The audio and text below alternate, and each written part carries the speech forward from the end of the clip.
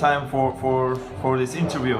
Thank you for your time. I have a few questions for you. One of them is that you have vast experience on customer insight and all this market.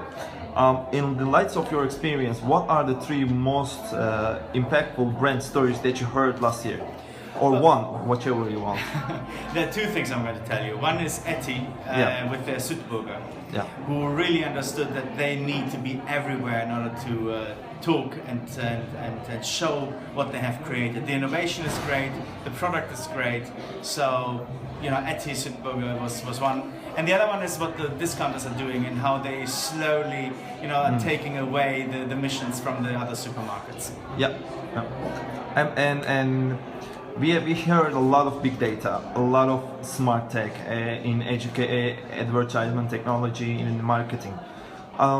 What would be your suggestions to the brands when they are considering these new technologies and trying to combine their own brand stories with these new technologies? What would be your suggestion? How should they position themselves? It's not as much about the technology or the data that they have. It's about really coming from the bottom up rather than really just thinking what the customer wants from them. So it's about understand your shop, understand the customer, and be relevant to them. That's what I think should be done. I think that's the ultimate goal for the data as well, right? Yes, exactly. I mean, you should be using data to not just for the data's sake, but for really understanding who your shopper is.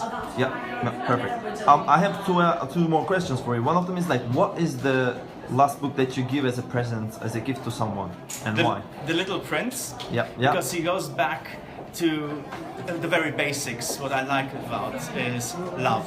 Basic love, Little Prince. Okay, that's good to know.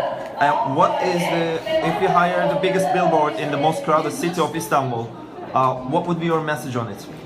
Buy me. Buy. Perfect.